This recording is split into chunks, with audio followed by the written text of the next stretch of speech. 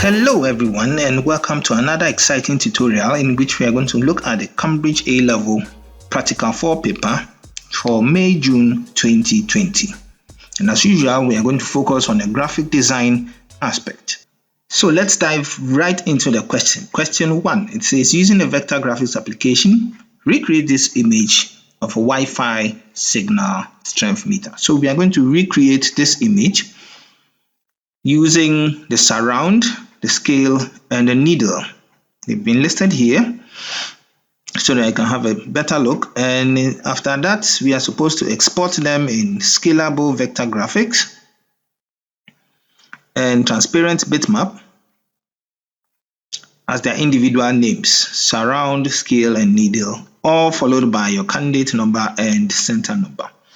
Then we are supposed to put all together and save it as meter_1, and also that will also come as an SVG format, followed by your center number and candidate number.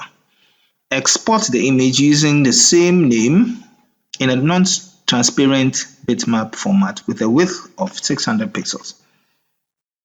Non-transparent, so that can be a JPEG. Next, we have to use a gradient fill for the scale. That's red, yellow, and green as shown here.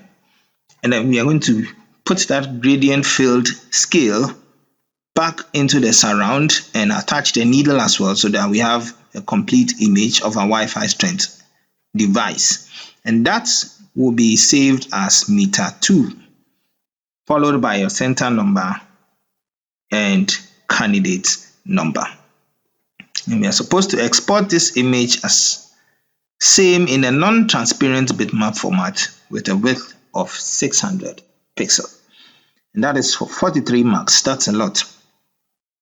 So let's dive into Adobe Illustrator, or vector image editing software, to begin. Okay, so we are currently in Illustrator and we are about to create a new document. The question gave us a hint on a dimension which is 600 pixels. So I'm going to change the width to pixels, a unit, and then just ensure that my width is 600. And you can give it a height, say 500 as well. And then click create. Okay, so for the purpose of getting everything right, or as close as possible, I'm going to be switching between the question paper and the software regularly so that we make sure we are on course. So looking at the question paper first, we have to create a surround. Then we have to create a scale and the pin within. Now, when you look at it carefully, you see that they are mostly made up of basic shapes, nothing extraordinary, nothing cumbersome. So we have a rectangle here, and then we have a semicircle here, and we have another semicircle within that one. And this one we can use a rectangle and a triangle to create the pin. Okay, so let's begin with the rectangle, which is gray in color. So I'm selecting my rectangle tool and make sure the color is gray. And then I draw.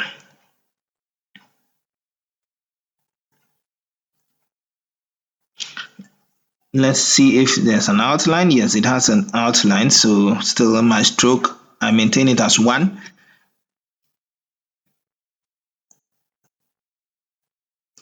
Now I need to make sure the corners are rounded. So I bring my cursor to any of these round dots. When I see this curve beneath it, I just click and drag it towards the center. So we have the first part of our shape. Mine, I think, is too high, the height, so I need to reduce the height a bit and center it. Next, let's draw an ellipse. For this ellipse, I'm going to ensure that there is no outline because I'm just using it to, and I'm going to change the color as well. any color could do, red. And I'm going to create this on the side, not on the rectangle like this. Now I need half of this, so I'm going to pick a rectangle tool and draw it like this, and just make sure one edge of the rectangle snaps to the center of the ellipse. So it goes through the center of the ellipse like this. So now I can go to my Pathfinder and do some deductions. Take out the front, minus front, and then I have my semicircle. Let's look at the question again. Okay. Then I can bring my semicircle in here. But wait, let me have a look. I think this is a bit more than a semicircle. So let's go back. Control Z. Control Z once again, and then let's bring the rectangle down a little bit.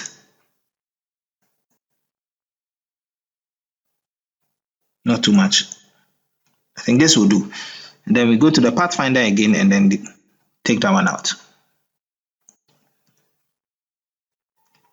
Bring your circle or in here. Select both the surround and the semicircle, and then you have your align here at the top here, and do a horizontal align. Now let's check again. Okay, so when you look at this edge here, you see it's almost at the edge. So we are going to ensure that our semicircle is large enough to meet the edge. And then also we need to ensure that there is space at the top here for the text. So this is what we are going to have. So I think this needs to go up a bit. Yes, and then now we can increase the height of our surround for the sake of the text. Select everything, enter it by using the arrow keys. Let's check again. Let's reduce the size of the semicircle just a little bit. Then use the arrow keys to bring it down just a little bit. Great. So now we can do our minus. Use the Pathfinder, select the minus, and then that goes off. So we have our surround. Now next we need to add this circle down here. So for that one, I will pick my ellipse tool, draw a circle like this, center,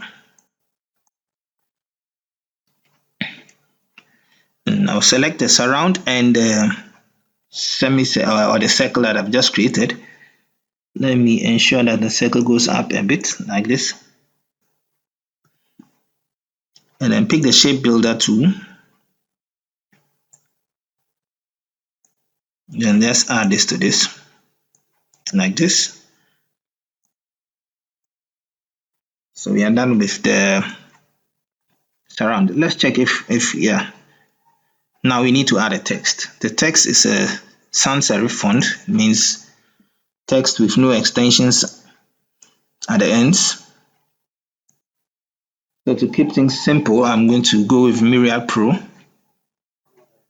which is on almost every Windows machine. And I'll type my text. Fi. It's important you get the spelling right. And everything that's been written in then. Wi-Fi strength. And then we have percentage. like this. Now hold down shift whilst you drag. Now let's ensure that it's in the middle, so select both the surround and the text, and then let's do align center.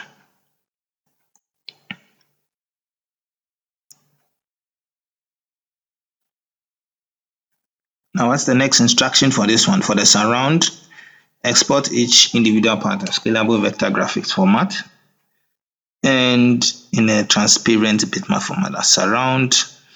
And then we have another one for your scale and the needle.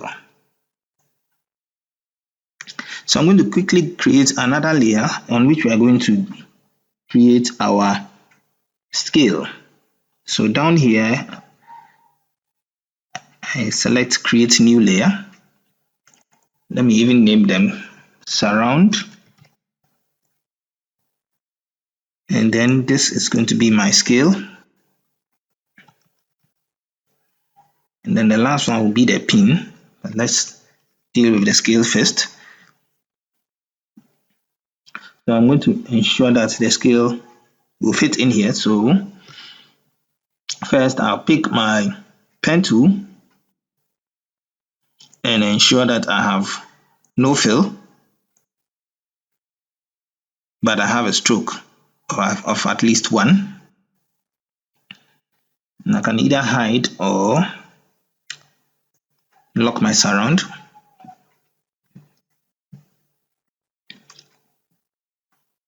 And hold down shift whilst I draw a straight line. Or you can just click on one point like this. Hold down shift, click on the other one, and then press escape to take this off. So we have one straight line. So let me just hide the surround so that it doesn't confuse us.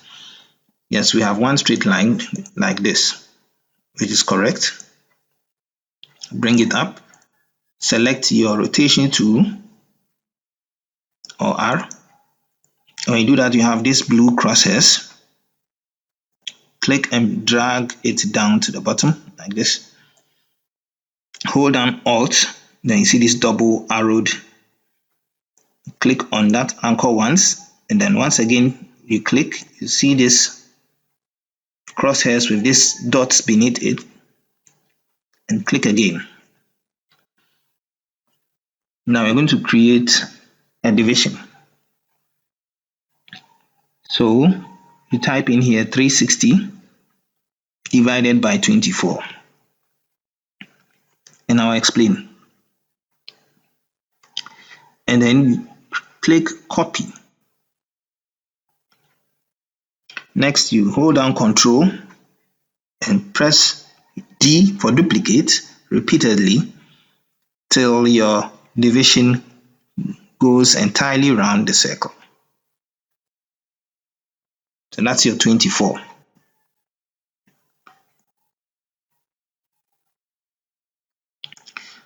Next, what we need is a number of divisions out of this. So we are not going to need everything. So I'll select my ellipse tool. Still no fill. But first, let's group this. Let's ensure that it is grouped. Yes, so we group that. Now let's create our ellipse. We have one. We need another one. One is for the out. So I can just go to edit, copy, and edit, paste in front. And then go to one of the corners of where I can transform it and then reduce the size of that one. Just a little bit like this. And this time around, I'll select everything. Let's count the number of divisions we need. 1, 2, 3, 4, 5, 6, 7, 8, 9, 10. That makes it 11 lines. 1, 2, 3, 4, 5, 6, 7, 8, 9, 10, 11. So we can get that from here. Let's count. 1, 2, 3, 4, 5, 6, 7, 8, 9, 10, 11. So the reason why I chose 24 is if I decided to choose 20, my 11th line will end up giving me a horizontal axis. But when you look at the question, the end lines, the last lines are not horizontal. They don't go through the center at the 180 degrees. So that's why I chose 24. I'm going to pick my shape builder tool and try and make out or take out what I need out of all this. So since most of it is going to be subtraction, I'm going to hold down the Alt key and start taking out what I don't need. Hold down the Alt key and then your cursor changes from plus sign to minus. And so just draw across portions that you don't need. All the portions that we don't need, we just draw across them.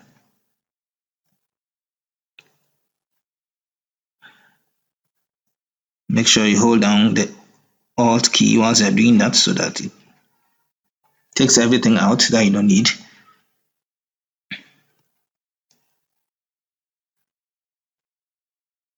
And then the last portion, the top here.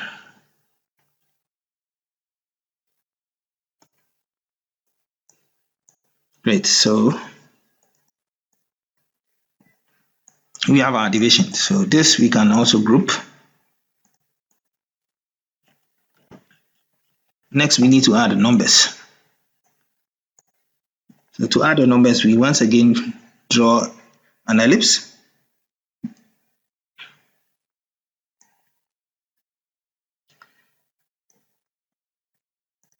Big enough to go along with the scale that we just have. So something like this is not accurate. So let's bring it down a bit. Now, if you reposition it down to, you see that this portion is too close. So it means it calls for us to increase the size and select both and align. Yeah, I think this is okay. The center line is okay. I think this looks better. Now we are not going to need a stroke as well, so I'm going to switch that off. So we have an imaginary circle. I pick my type tool and then select type on a path 2. So with that, I can begin with typing the numbers that we need. So I begin with 0, some space, 10, space, 20, space, 30, space. Can use the space bar just to get to the point that you need, 40, or the tab key, 50.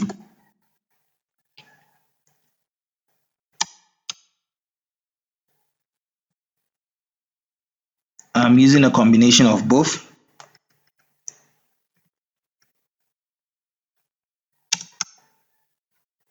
And the last one, 100. Now the size of the text, we need to increase a bit. So when we do that, we realize that they go out of position. So we need to fix that. Just pick the type on path tool again. Click anywhere on the path just to bring your text back. Just use the space bar to readjust. And I think we are on course. So I just click anywhere, select all, and center them a bit so that we can see.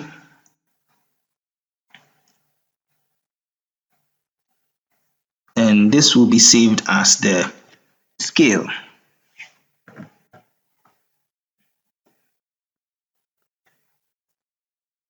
Let's check.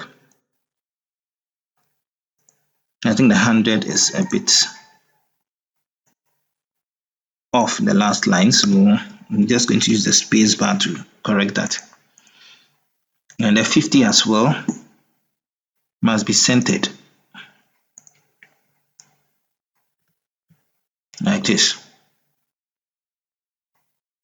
Let the 40 come back a bit to like that. So we are done with the scale. Can lock that as well as I create a new layer. So I'll be resizing this later when we are doing the complete one, and then I'll create a new layer again and rename it pin.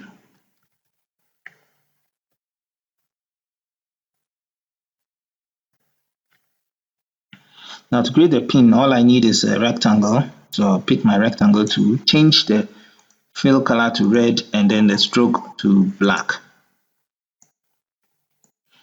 And then I'm going to create a very thin rectangle like this. Don't bother about the size of it now because we are going to do a lot of resizing when we are bringing everything together. So this is okay. Now I need to make sure the top of the pin is tapered. So I'm going to zoom in onto the top, this portion. Pick my zoom tool and I just zoom in on it like this. This portion. So after zooming in, you pick your selection tool and select it, and you pick your pen tool, and bring it to this edge here. When you see the plus sign, you click on it once. So it creates an anchor point for you. Next, you pick your direct selection tool, the one under the selection tool, and then click on that point and hold down shift as you drag it to the top like this. Not too high, I think something like this is okay. So it creates this extension of the pin for you. So let's zoom back in, or let's zoom out instead. Then you see you have your pin with the pointed edge. So now we are done with the pin, the scale, and the surround. Let's see if we can make the pin just a little bit wider, just a little bit. I think this is okay. Now zoom out, I have this. I think that's okay. Now, when we are doing these things, always make sure you go to View and your Smart Guides is always checked like this. Smart Guides are the things or the lines that appear when, so something like this. You see the line that goes through the diagonal of the square. And when I drag it across the pin, you see there's another vertical line, and then down there showing an intersect. It's showing you that this is where the pin divides your rectangle in half. So it's just like a form of guide to make sure you get things accurately done. So we're going to go ahead and save the individual portions, but let's first try and recreate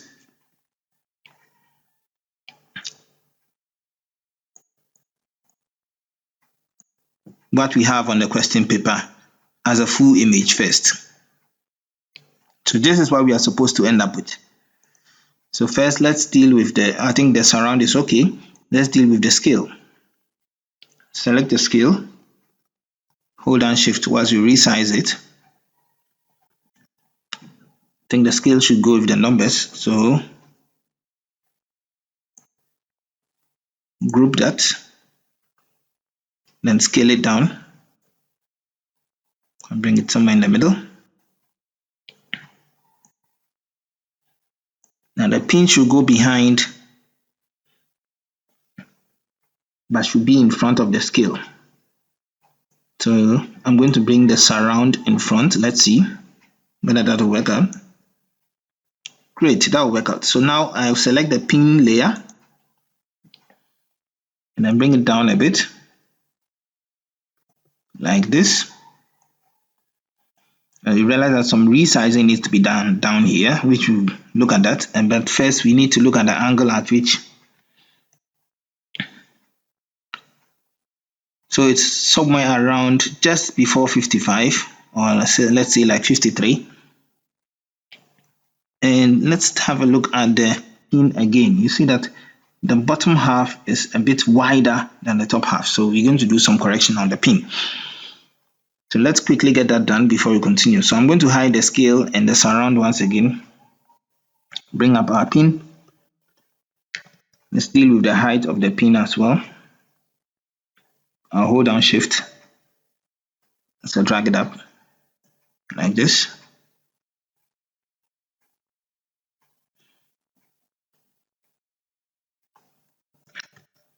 Okay. Let's make the bottom half of the pin wider. Zoom in. Pick my zoom to zoom in on the bottom half.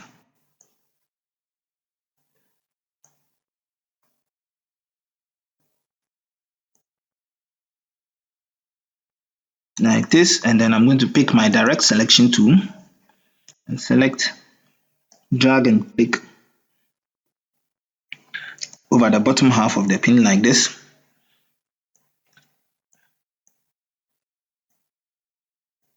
Okay. Hey, I hope I did not. Okay, like this, and then I'll pick my selection tool. Let's zoom in further like this.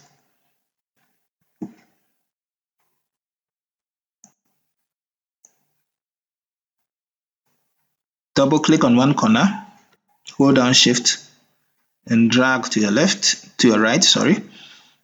Double click on the other corner, hold down shift and drag to the right. Perfect. Now let's bring back our surround and okay. And I'll make sure the pin and the surround are centered. Now when I selected the surround, you see it has this circle here. And I'll select the pin as well. And then I'll do a horizontal align center. Sorry.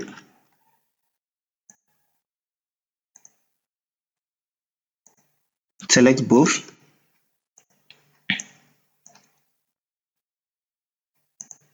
Yeah, when you zoom in, you see this. Now I can select only my pin and then bring it towards the center a little bit. And now I need to rotate it such that it's somewhere on this angle, whilst I ensure that it is still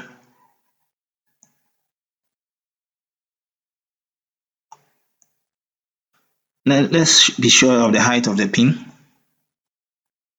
Okay, so it falls within the scale. So I need to reduce the size of my pin further. I'm holding down shift whilst I'm doing that.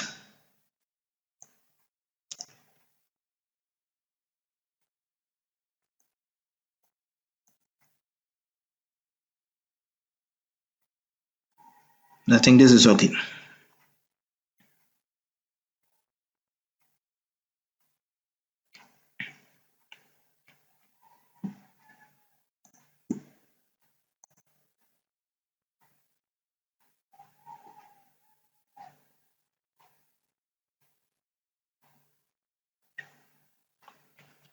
Now to make sure everything is accurate and regarding the center and all this, I'm going to do a little bit of resizing further like this. And what I'm going to do next is going to draw an imaginary ellipse. It will have no stroke. I'm just going to use that in ensuring that our pin is centered on this surround. So I'll draw an ellipse. It should be the same size. Let me create a new layer for that first. And it should be on top of the surround. I'll create a circle. So you see it's almost the same size as the circle we were trying to create for the surround, the little circle. So like this is okay. We are just using this to ensure that our pin is centered on this circle. So when I select my pin, it's supposed to be here on this center. So I can drag my pin down. When it comes down, you see there's an intersect. It says intersect. It means it has met a center. If you're not sure of that, you can pick the rotation tool and drag the center down to where it meets the circle. Now where it meets the circle, when you are done with that, then you can rotate it a little bit. So what I'm doing is just to ensure that the center of this circle and the bottom part of our pin both intersect. Okay, so this is the center. The small blue dot is the center of the circle, and this is the bottom half that needs to intersect with that. So we're going to move it a little bit to the right. I'm going to use like this. But I'm just using the arrow keys. Great. So we are almost there. Can zoom out now, and then I can take out the circle, and we are good to go. Let's just check everything once again.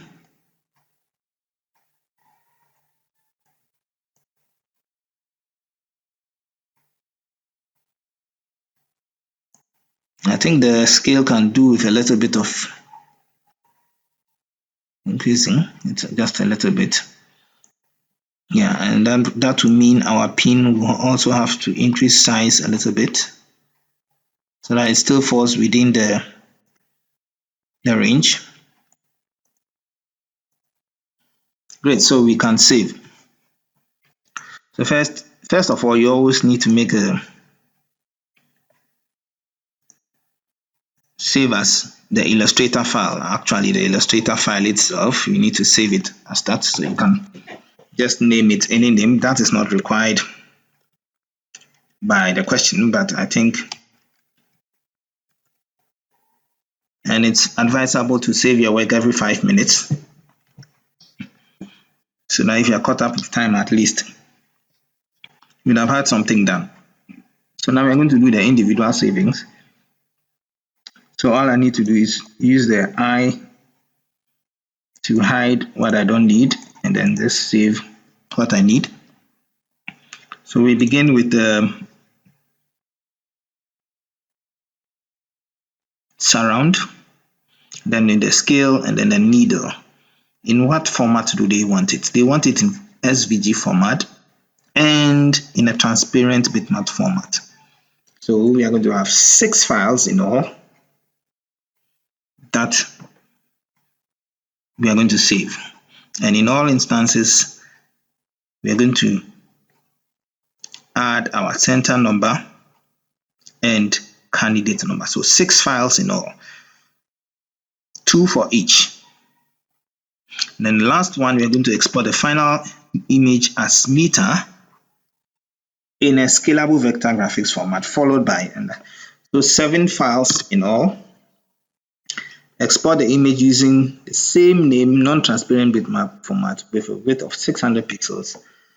So we have 8. So we're going to have 8 files in all. That's what we are going to save. So let's go back to Illustrator and begin.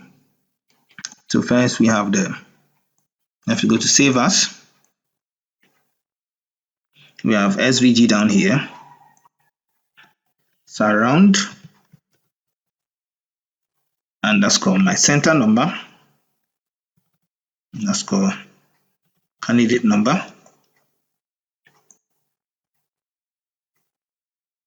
Okay.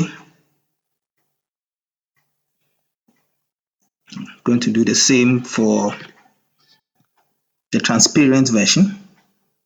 So for that, we go to export as. Okay, it's already on PNG, the same thing. Make sure the background color is transparent. Then we are done. Next, we pick the pin. Save as. This is going to be pin underscore center number underscore candidate number.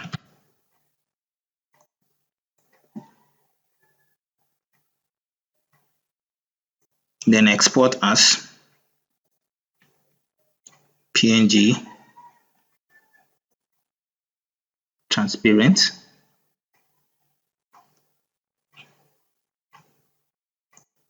Then we pick the scale. Save as. Let me just change the pin to scale.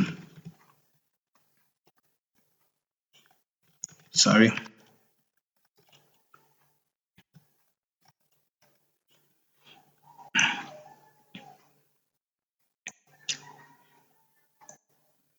Then export as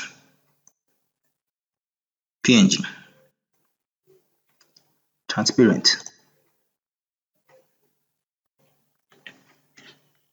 Now let's put all together. That one is going to be saved as,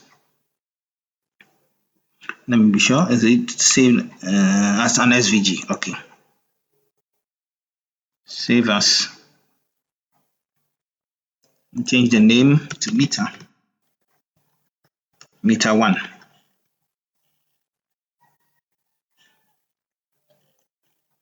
And then last but not the least, we're going to save it as a non-transparent bitmap with a width of 600 pixels. Let's check the width of our work first. Let's go to artboard here, just by side of layers. Click on this icon beside and see our width 600, because that's what we began with. Click OK. File, save as a non-transparent. So what we need now is to export it as a JPEG. So let's look for JPEG.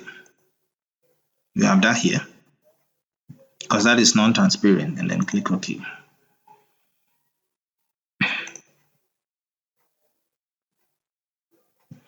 Let's go back. I think we are done with that, so let's go straight into how to fill in the gradient and then do the subsequent savings as well. So back to our layers panel, and we need to hide the surround and then the pin. So I'm going to click on the scale that we did and ungroup, and then select only the scale, and we are going to add some gradient to it. So I click on my gradient tool here. Can even begin by clicking on the default to see how it looks. It gives you at least a black and white, but what we need is a red flowing into yellow and a green. So I need to add another slider here. So we have 3 sliders. So I'm going to change the first slider on my left to yellow. Sorry. So I'll double click on that slider and select from the colors here, color palette here. First you see this, but you can change to the swatches. Select red and then double click on the middle slider, yellow, and on the last one, green. Let's ensure the angle is right. Okay. And it seems the yellow is a bit to our right, and the red, you can use this sub slider here to increase the red a little bit. Yeah, the red begins or ends around 40. Okay, so red, yes, around the 40. Bring it back, and then the yellow starts to fade around 70, which is okay for us here as well.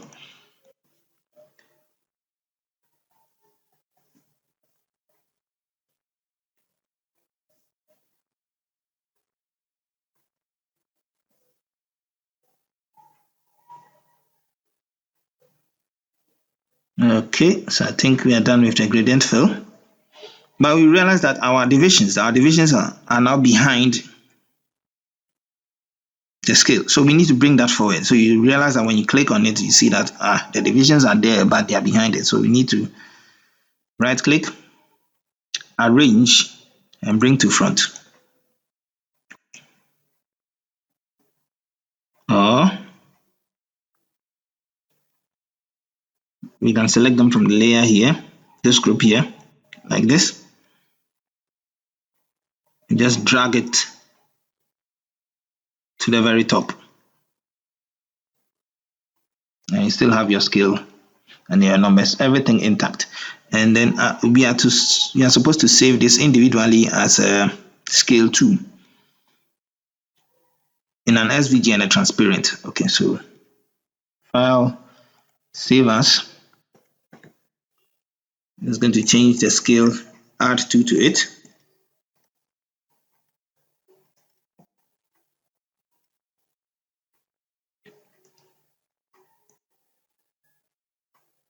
Export as PNG scale, so scale 2, transparent background, done. Save the colored, okay, we've done that. Next, so we're going to do meter 2. So back again. So all we need to do is bring back our pin, bring back our surround, and then save it as an SVG format and another one as a non-transparent. File, save as. So this is going to be meter 2. Saved. File, export as non-transparent, and that will be meter 2 as well.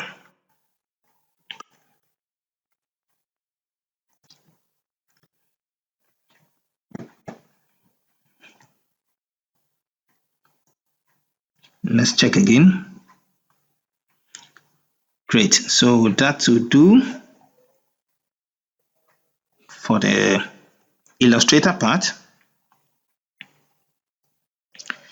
And the next part we're going to look at is the animation, where we are going to basically animate the pin moving along our scale, indicating the Wi-Fi strength at that point in time or over a certain period of time.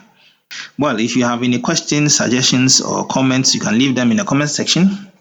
Make sure you subscribe to this video so that we can upload more videos.